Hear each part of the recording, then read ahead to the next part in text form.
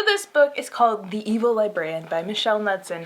Now, just the thought of what that entailed left me kind of blinking and scratching my head like, really? Someone wrote a book about an evil librarian? But why? But then you read the back of the book and you find out that the evil librarian is secretly a demon and you go, oh, this could either be really, really cheesy or really fun or possibly both.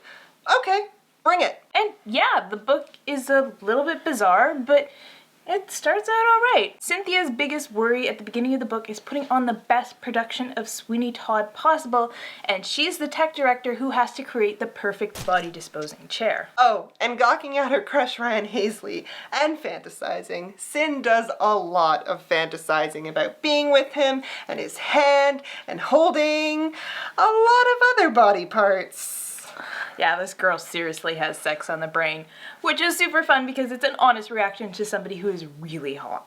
But life gets derailed when the new librarian shows up and starts seducing Cyn's best friend Annie. It seems like Annie has an innocent crush on the librarian for the first 5 minutes, then Cyn starts to get creeped out and begins putting things together that there is definitely something wrong with Mr. Gabriel. Kudos to her. It only took her about 2 days to realize that Mr. Gabriel is a demon, but unfortunately for her, it's already too late. Annie has already succumbed to Mr. Gabriel's seduction and is slated to become his human bride in his bid for the demon throne. Not only is Mr. Gabriel going to marry and twist Annie, but he's also periodically killing people and siphoning life energy off of the students in the school so they walk around like zombies. Since Cyn can't snap Annie out of her romance trance, Cyn makes up her mind that she needs to defeat the librarian at all costs to save not only her best friend, but the entire school, and she needs help. Luckily, early on she manages to convince hot Ryan Hazley that the librarian is indeed a demon and that they need to do something about it. Cyn also has one advantage, and that is that she's what the demons like to call a super roach, a human resistant to demon powers. The evil librarian alternates between being really cheesy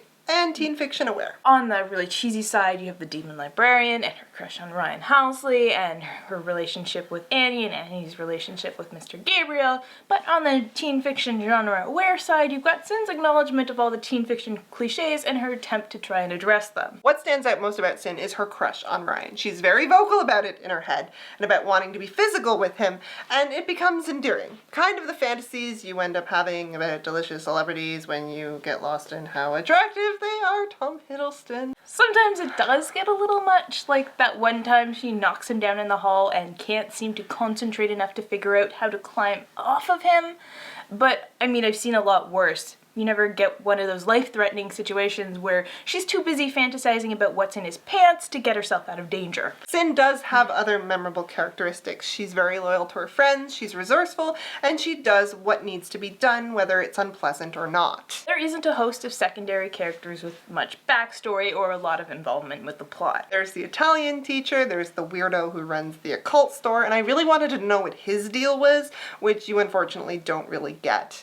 There's Cynthia's other friends, Letitia and Diana, and then there is Annie, who you barely interact with. And then, of course, there's Ryan Halsley. He suffers a little bit from love interest syndrome. He's about halfway to a strong character. He does have interests including music and sports. Actually, he's playing Sweeney Todd in the play. He's also loyal and dependable, and he puts Cynthia first, which is good. They're decent characteristics, but that's about all he has going for him. Not awful, just not stellar. But this book isn't trying to sell you on the strength of the romance, it's trying to sell you on the strength of the plot and therefore the villain. The titled Evil Librarian, master of the domain of the primary research, lord of the Dewey Decimal System, sitting at the circulation desk throne. He's not bad. Mr. Gabriel looks like your average young librarian, but he still has the power to compel and seduce and steal life force. He also occasionally kills people, and, sometimes he plays with his food. His worst quality is his creepy interest in Annie, but otherwise he's not exactly underhanded or particularly nefarious, so long as Cyn stays out of its way. Apparently he, and all other demons, have a freaking love-love relationship with Sweeney Todd. And anyone who loves Sweeney Todd as much as they do can't be all bad. As a villain, Mr. Gabriel is closer to one of the tongue-in-cheek British villains like in Cabal or in Douglas Adams novels, rather than actually being diabolically evil. Still, he's not easy for Cynthia to defeat.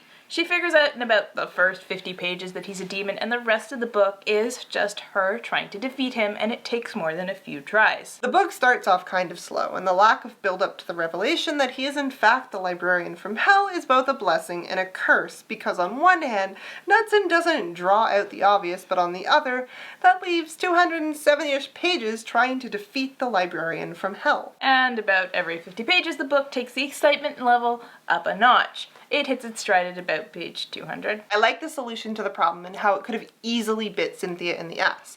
It wasn't the most epic conclusion, but it was solid. The Evil Librarian took a few twists and turns that I wasn't expecting, but for the most part, it was as lighthearted and cheesy as I expected. It's a fun read. Not the most fun read ever, but it was entertaining and I don't feel like I've wasted my time. The title tells you pretty much everything. The end of the book left a little bit of room for, a sequel, and I think Knudsen might have followed through because I have here in my hands The Revenge of the Evil Librarian. Does this mean Mr. Gabriel will be back? Well,